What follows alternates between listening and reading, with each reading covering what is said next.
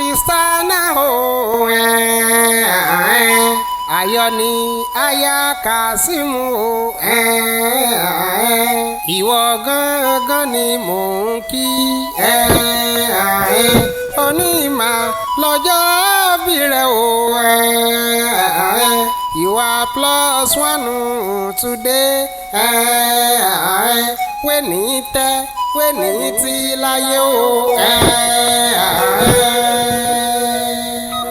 ọgbọ́n ẹ̀dá kọ́lẹ́dà fi ń jí sáyé lílọ bíbọ́ àwọn èèyàn láyé ń bí iṣẹ́ Ọlọ́run ni ẹ jẹ́ ń kí ọlọ́jọ́ bí wa tó ní Abídèmí Kristana ayọ̀ ní aya Kasimu Quadri o mú kíyọ ìyá Abíọ́dún Básítì rẹ o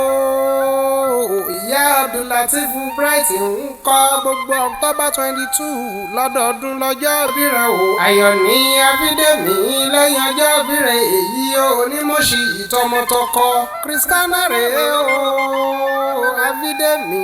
Bíọ́dún Sàlíù Starboy ń kí ọ fún tọjọ́ tí wọ́n bí ọ. àwọn ará ọ̀rẹ́ àti mọ̀lẹ́bí ti débi wọ́n ń kí ọ láyọ̀ ní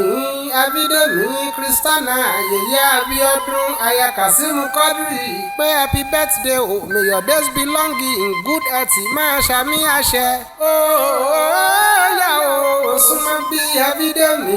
Bíọ́dún Starboy 417 ti ní kí ọ̀rẹ́dọ̀ òfin Ìgbónà ní Kwara State àti ọkọ rẹ̀ Kasimu Quadri wọ́n ti ní kí n máa re Ìdọ̀fin nínú ilé bàbá tó bí ọlọ́mọ Ìdọ̀fin Ìgbónà ilé bàbá rẹ̀ yá o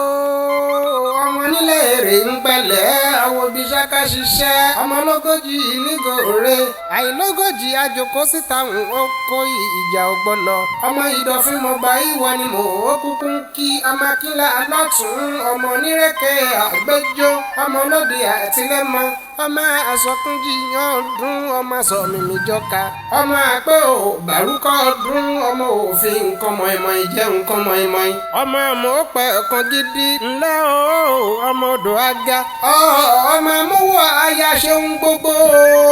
abìnrin lọ́nà rò òkè ọmọ nílẹ̀ lágàdá ọmọ abíṣu yágbá oge ẹgìyà òkè aromiyọ ṣẹṣẹ ọmọ sọtúnṣe òsì má bàbí kan jẹ́ ọmọ àràpá yálò ìwọ ni mò ó bùkún kí ọmọ iṣu kan ò pagbádá ìlàṣẹjù gbàkókò Kristana ìwọ ṣàlọmọ nílẹ̀ rẹ̀ àwòbí ṣàkàṣùṣẹ́ ọmọ ọ̀pá mẹ́ta ló ń ṣeré létí alákòótó dẹ ọ̀kan lọ́dí ọ̀kan wà rán ọ̀kan tó kù ń kọ́ sẹgbẹ̀ méjìdínlógún gbogbo ẹ̀ ló ṣe lẹ́múlẹ́mú nínú ilé bàbá tó bí ọlọ́mọ àní Bíọ́dún Starboy lóní máa fún rere wípé gbogbo October 22 lọ́dọọdún lọ́jọ́ bí aya Kasimu Quadri Abídèmí Kristana ayọ̀ ní wẹ́nì pa